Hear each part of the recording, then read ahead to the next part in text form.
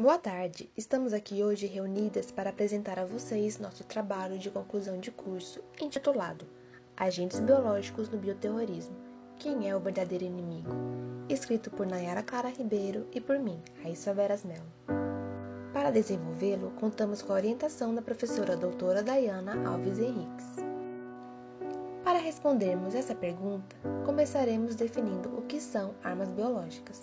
Armas biológicas são micro-organismos, tais como bactérias, vírus e suas toxinas, que são intencionalmente disseminados com a finalidade de causar danos aos seres humanos, plantas e animais, sejam por motivações políticas, econômicas ou ideológicas. As mudanças significativas relacionadas ao interesse e acesso aos agentes biológicos ocorreram em virtude do desenvolvimento no campo da microbiologia e biotecnologia. Medidas de segurança tornaram-se necessárias para conter a manipulação desses agentes e identificar possíveis ameaças diante do perigo atrelado ao seu uso. Os avanços tecnológicos permitiram não somente auxiliar na identificação de possíveis ataques, como também amoldar um agente biológico para fins próprios. Nesse contexto, é pautada a discussão sobre a origem do SARS-CoV-2, na qual busca desvendar se o vírus pode ser o produto da engenharia genética. O objetivo desse trabalho é de identificar os micro-organismos utilizados como armas biológicas e os riscos que os mesmos causam à saúde pública, retratando o histórico de seu uso, bem como procedimentos relacionados à biossegurança e à biodefesa. Para isso, vamos compreender o perfil, a classificação e as características dos agentes biológicos, com potencial para o uso no bioterrorismo. Apresentaremos também algumas estratégias de biossegurança para a contenção e prevenção de ataques e, por fim, discutiremos informações a respeito de novos agentes biológicos e se esses se configuram como arma biológica. Para a construção do nosso trabalho, foi realizada uma revisão bibliográfica a partir de artigos obtidos em portais de revistas eletrônicas, como PubMed, Cielo e Science Direct, com auxílio de ferramentas de busca como o Google Acadêmico e NCBI, bem como o uso de livros digitais. Os descritores utilizados nessa pesquisa foram antraz, botulismo, peste, varíola, tularemia, ebola, junto com o termo bioterrorismo, biossegurança, biodefesa, biosensores, SARS-CoV-2, Covid-19. Os artigos científicos selecionados estavam nos idiomas inglês e português, não houve delimitação de data. O bioterrorismo pode ser definido como a dispersão intencional de agentes patogênicos, visando incitar o medo, a insegurança, o pânico e trazer prejuízos econômicos e sanitários à população. O uso de agentes biológicos como armas de guerra ocorre desde a pré-história, quando os povos primitivos encobriam suas flechas com toxinas oriundas de organismos para torná-las mais letais. A partir de 1900, após estudos evidenciarem a relação micro-organismo-doença, ocorre o emprego de armas biológicas nas guerras mundiais. Durante a Primeira Guerra Mundial, grandes potências implantaram programas estatais relacionados às armas biológicas. A Alemanha foi a pioneira nesse período, exportando animais infectados com bacilos antrácis aos inimigos e contaminando fontes de água. Para conter tais ações, em 17 de junho de 1925, foi assinado o Protocolo de Genebra. No entanto, vários países signatários continuaram pesquisas com armas. O Japão foi um deles, com a criação da Unidade 731. Estima-se que mais de 3 mil prisioneiros faleceram em decorrência da inoculação proposital de micro-organismos para eventuais estudos. Posteriormente, em 1942, os Estados Unidos também começaram a realizar suas pesquisas com interesse inicial em bacilos antrácis e Brucella suí. Sabe-se que 5.000 bombas contendo endósporos de bacilos antrácis foram produzidas no país. A partir de 1945, inicia o período de amplo acesso aos agentes biológicos. Em 1950, cidades como Nova York e São Francisco foram secretamente utilizadas como laboratórios para testar métodos de aerosolização e dispersão. O teste mais infame ocorreu no metrô de Nova York, onde foram dispersos uma bactéria não patogênica utilizada para simular a liberação de antraz. Nos anos 70, tornou-se evidente que o Protocolo de Genebra já não era mais eficaz.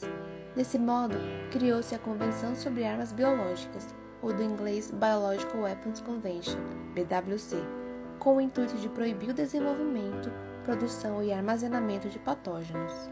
Contudo, ainda nos anos 70, a União Soviética criou o maior e mais longo programa de armas biológicas da história, o Biopreparat. O local contava com diversos laboratórios secretos, cada um deles especializado em um micro-organismo. Nesses laboratórios, os cientistas buscavam produzir bactérias resistentes a múltiplas drogas envolvendo o antraz, vírus da varíola e o vírus Marburg. O pior ainda estaria por vir: o incidente descrito como Chernobyl biológico em Sverdlovsk no ano de 1979. Em uma instalação conhecida como Complexo Militar 19, uma falha na substituição do filtro de ar resultou na liberação de endósporos de antraz, provocando a morte de aproximadamente 100 pessoas e contaminação de rebanhos, que se estendeu em uma área de 50 quilômetros. O mapa à esquerda apresenta as 6 aldeias acometidas pela liberação de endósporos de antraz em Sverdlovsk. As áreas ocupadas são mostradas em marrom, estradas em branco, lagos em rosa e os contornos em preto demonstram a dosagem de endósporos de antraz. Nos anos 90, ficou claro a facilidade com que alguns grupos poderiam obter armas biológicas. Um dos principais exemplos ocorreu no Japão, onde um culto religioso, o Aum Shinryoku, produziu e distribuiu antraz e toxina botulínica pela cidade de Tóquio. Apesar dos esforços, o grupo não conseguiu disseminar os endósporos. Na mesma década, o Iraque detinha instalações de pesquisa acerca do uso ofensivo de bacilos anthracis e Clostridium perfringens. Já nos anos 2000, ocorreu o ataque bioterrorista mais emblemático, o Ameritrax. Após o ataque ao World Trade Center em 2001, diversos funcionários do governo e jornalistas norte-americanos receberam cartas contendo um pó branco, que depois foi descoberto se tratar de endósporos de antraz. Ao todo, 22 pessoas foram contaminadas e 5 delas morreram, por complicações relacionadas à exposição à bactéria.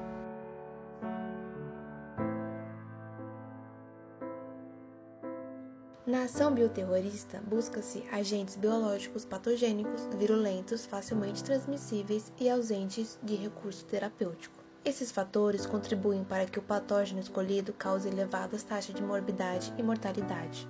O bioterrorismo busca expor um contingente populacional a um determinado micro-organismo. Para isso, os agentes biológicos dispersos devem se manter em doses infectantes em uma área previsível, ser de difícil detecção e apresentar estabilidade durante a sua produção, transporte e armazenamento. A principal forma de dispersão utilizada é por aerossóis, pois essa maximiza o alcance do ataque, inviabiliza a detecção do patógeno e induz uma infecção mais rápida e severa no hospedeiro, por atingir diretamente o trato respiratório. Além de aerossóis, alimentos ou águas contaminados também são vistos como uma alternativa atraente, mas apresentam algumas dificuldades. Os agentes de classe A são classificados como de alta prioridade por serem facilmente disseminados, provocando altas taxas de mortalidade e pânico à população, sendo necessárias ações emergenciais de contenção por parte do sistema de saúde pública. Já os de classe B apresentam taxas de disseminação e morbidades moderadas, baixas taxas de mortalidade e requerem melhorias no diagnóstico e vigilância por parte do CDC. Por fim, os de classe C são patógenos emergentes com potencial para disseminação. Diversos micro-organismos e suas toxinas se enquadram como potenciais armas biológicas. Contudo, não há registros do emprego em ações terroristas de todos os agentes referenciados. Os principais se enquadram na categoria como bacilos anthracis. A biossegurança busca impedir ou restringir o acesso às armas biológicas. Como já relatado, as primeiras medidas dos órgãos governamentais contra o bioterrorismo foram estabelecer tratados que proibissem o uso e pesquisa de armas biológicas, atrelando punições aos seus infratores. Por conta da utilização de armamentos biológicos durante a Primeira Guerra, elaborou-se o Protocolo de Genebra. No entanto, este não proibia a pesquisa de armas biológicas, a sua produção e o armazenamento. Por esse motivo, foi instituída a Convenção sobre a Proibição de Armas Biológicas. Esse acordo ele foi assinado por 103 nações e ratificado em 1972. No Brasil, ele só foi aprovado no ano de 1976, promulgado pelo Decreto 77374. Porém, apesar da ratificação, eventos bioterroristas como a Mirror Attacks ocorreram nos Estados Unidos, levando o país a criar o USA Patriot Act, que permitiu que os órgãos americanos interceptassem ligações e e-mails de pessoas e organizações supostamente ligadas ao terrorismo sem a necessidade de aprovação de órgãos internacionais. Entretanto, em 2015, essa lei expirou e entrou em vigor o USA Freedom Act, que conseguiu equilibrar a segurança e a privacidade dos cidadãos americanos e dessa coleta de informações em massa. Caso se tenha indícios da dispersão de um micro-organismo, é fundamental identificar o patógeno e distinguir entre uma propagação natural, uma acidental ou uma proposital. Isso não é uma tarefa fácil. Para isso, um conjunto de medidas e ações devem ser tomadas a fim de restabelecer a biossegurança, definido como biodefesa, que inclui a aplicação de protocolos de vigilância que possam fornecer dados para determinar a origem do patógeno e a intenção por detrás do ocorrido. A implementação dessa estratégia ela é auxiliada pela microbiologia forense, na qual os peritos devem rastrear a origem do agente patogênico e identificar se este sofreu modificações genéticas que possam ter o tornado mais virulento, por exemplo. Mas, para tanto, os especialistas eles contam com ferramentas de detecção, como o sequenciamento de nova geração e os biosensores. O sequenciamento genético de nova geração é uma técnica de biologia molecular que permite sequenciar o DNA em larga escala. Com essa técnica, o perito pode realizar a análise metagenômica, que permite sequenciar o genoma de uma espécie de micro-organismo dos mais diversos ambientes. Assim, é possível estabelecer a origem evolutiva do patógeno e detectar possíveis modificações gênicas. A técnica ela foi usada em 2010 para compreender o surto de cólera no Haiti. A análise concluiu que a cepa envolvida era o V. cholera O1L-Tor, que é uma variante localizada no sul da Ásia. E com esse resultado, ele permitiu atestar que a teoria de que as tropas da ONU causaram um surto no Haiti era verídica, já que há pouco eles haviam se submetido a um treinamento na capital do Nepal, que é um país endêmico de cólera. Outra ferramenta de detecção são os biosensores, que pode ser definido como um dispositivo que usa reações bioquímicas específicas mediadas por enzimas a fim de detectar compostos químicos por sinais elétricos, térmicos ou ópticos. O seu objetivo é de realizar testes rápidos, identificando amostras obtidas em quaisquer localidades, aumentando a sua precisão e sensibilidade. Os biosensores eles são constituídos por 3 elementos principais: o bioreceptor, o transdutor e o elemento eletrônico, que irá amplificar os sinais elétricos e processar os dados obtidos. O melhor tipo de biosensor voltado para a área de biossegurança é o óptico. Esse teste colorimétrico funciona pelo princípio da imunocromatografia e é adequado para uma gama de micro-organismos. Outro exemplo de biosensor vem sido desenvolvido pelos cientistas do laboratório estadunidense de Los Alamos, denominado Pegasus. Esse biosensor ele possui a capacidade de detectar toxinas, bactérias, vírus e outras bioameaças a partir de amostras como sangue, água, comida e até pó. A detecção ela leva de 15 a 30 minutos e ocorre em poucas etapas. Primeiro, 90 microlitros da amostra será processada em um dispositivo microfluídico centrífugo para que os biomarcadores de interesse sejam separados do resto do material de análise. Em seguida, essa amostra ela vai ser encaminhada para um guia de ondas óptico, onde os biomarcadores se associam a uma bicamada lipídica e posteriormente se ligam a um anticorpo marcado com um fluoróforo.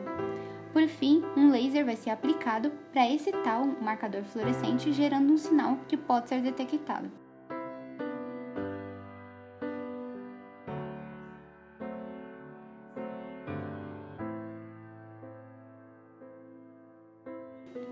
Novos surtos podem ocorrer em consequência de diversos fatores, seja pela tendência da população de se aglomerar em grandes metrópoles, pela invasão do homem aos ecossistemas ou pelo uso de novas tecnologias.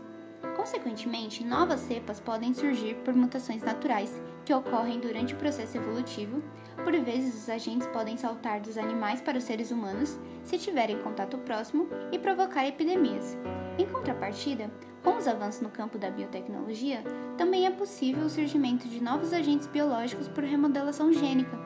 Mediante tais circunstâncias, quando surge um novo vírus, pode-se indagar se a variante foi gerada por seleção natural ou se houve manipulação intencional. Em dezembro de 2019, foram reportados inúmeros casos de pneumonia viral na cidade de Wuhan, na China. Esses pacientes exibiam sinais clínicos similares a uma gripe que rapidamente progredia para a insuficiência respiratória. Essas amostras dos pacientes foram isoladas e sequenciadas e revelaram que o patógeno compartilhava mais de 80% de similaridade com o SARS-CoV e 50% com o MERS-CoV. Desse modo, o novo vírus foi identificado e denominado como SARS-CoV-2. Esse vírus ele infecta o hospedeiro e ocasiona a Covid-19, após expressar a proteína spike, que interage com o receptor AC2 presente nas células epiteliais e pulmonares do hospedeiro. As primeiras investigações sobre a origem do vírus apontaram o mercado de frutos do mar de Huanan como o epicentro do surto, levantando a hipótese da transmissão zoonótica. Dentre os animais silvestres comercializados no mercado, as suspeitas envolveram pangolins e os morcegos por serem importantes reservatórios de alfa e beta coronavírus. Os resultados mais favoráveis sobre a origem envolveram os coronavírus do morcego Rhinophilus afins, o HATG13. Este vírus compartilha 96,1% do seu genoma completo com o SARS-CoV-2 e 92,9% de similaridade com a proteína spike. A principal diferença evolutiva está no domínio da região de ligação entre a proteína spike e o receptor AC2, conhecido como RDB. Neste contexto, foi descoberto que os coronavírus presentes em pangolins malaios, apesar de estarem mais distantes evolutivamente do genoma completo do SARS-CoV-2 em relação ao coronavírus de morcego, eles são muito mais similares no domínio RBD. Outro padrão genômico não observado em outros beta-coronavírus está na clivagem da proteína S nas subunidades S1 e S2. O SARS-CoV-2 é caracterizado por uma inserção de 4 aminoácidos nessa junção S1 e S2, formando um sítio denominado polibásico de furina, que confere ao vírus maior patogenicidade. E foi identificado que somente 3 dos 4 aminoácidos estão presentes em morcegos Rhinophilus malarius, ou RMYN02. E embora esses dados sejam relevantes, assim como os abordados anteriormente, essas sequências elas são distintas o suficientes para concluir que nenhum deles é um ancestral direto. Após os resultados, novas hipóteses surgiram sobre a então origem do vírus. Diversos trabalhos foram publicados, dentre eles o da doutora Li Meng-Yan, que argumenta sobre a criação do SARS-CoV-2 ter ocorrido no laboratório militar chinês utilizando coronavírus de morcego ZC41 e XC21 como moldes para desenvolver uma arma biológica. Além disso, afirmou que o HATG13 não existe naturalmente, sendo um produto criado para encobrir dados sobre a similaridade que existe entre o SARS-CoV-2 e os coronavírus de morcego. Em contrapartida, cientistas da Universidade Norte-Americana da Johns Hopkins revisaram o artigo de Yan, analisando e respondendo tópico a tópico. Primeiro, em relação aos laboratórios chineses, os pesquisadores apontaram que outras nações, como Estados Unidos e Rússia, também possuem esse tipo de instalação para estudos controlados de vírus e bactérias. E em relação ao uso de moldes, ela não considerou as evidências científicas sobre a ancestralidade comum do SARS-CoV-2 com outros coronavírus por modelos de evolução convergente. O grupo também afirmou que os coronavírus HATG13 já foi catalogado anteriormente e que este provavelmente está ligado à evolução natural do SARS-CoV-2. E por fim, analisando as referências do artigo da doutora, observou-se que a maioria dessas não são fontes confiáveis porque vieram de sites que não necessitam da revisão dos trabalhos acadêmicos para serem publicados.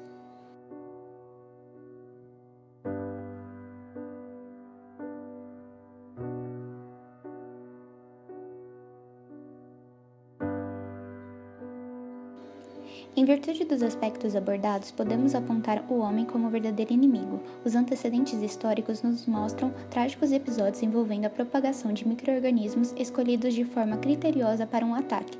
Dentre os agentes atrelados ao bioterrorismo, o mais eficiente provou ser o Bacillus anthracis.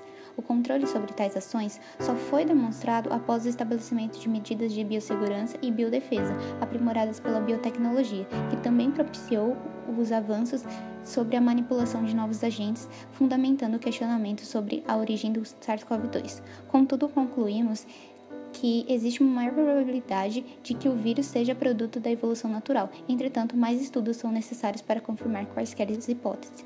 Obrigada, e essas são nossas referências.